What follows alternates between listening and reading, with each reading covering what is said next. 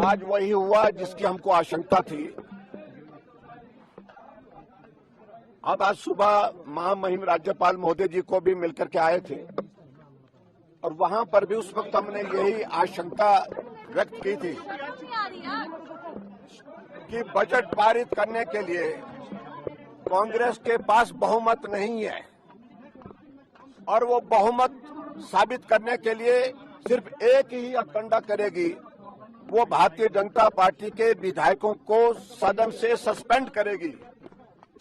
और आज सदन में आते ही पार्लियामेंट्री अफेयर मिनिस्टर द्वारा प्रस्ताव मूव किया गया कि 15 विधानसभा के सदस्य हैं जिसमें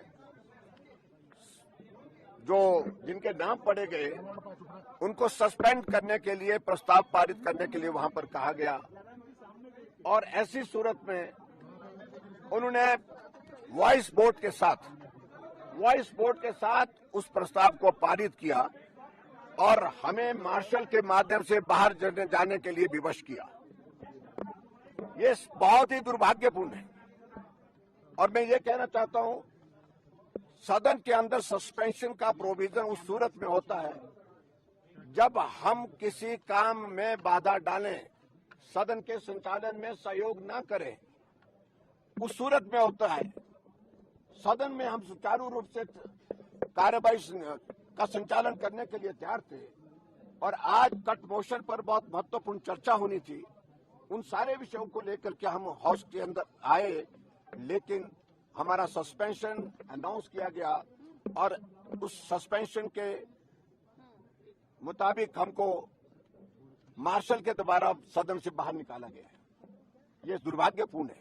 ये हिमाचल के इतिहास में नहीं, पूरे देश के इतिहास में शायद पहली बार हो रहा होगा किसी विधानसभा के अंदर जब बजट को पारित करने के लिए विपक्ष के सदस्यों को बिना किसी कारण के, बिना किसी वजह के सस्पेंड किया जा रहा है।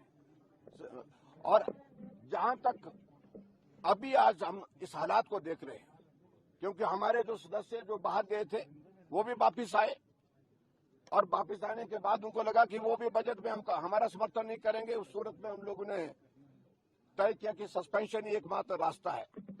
मैं यही कहना चाहता हूं, सस्पेंशन उस सूरत में होता है जो विधानसभा का हमारा मंडप है, विधान मंडप जो होता है, वेल ऑफ द हाउस है, उसमें अगर हमने कुछ व्यवधान डाला होता कल तब समझ में आता है।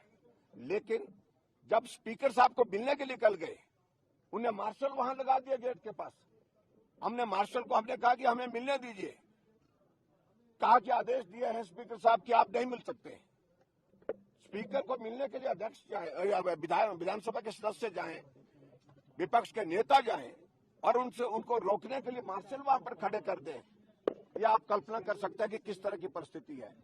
और इसलिए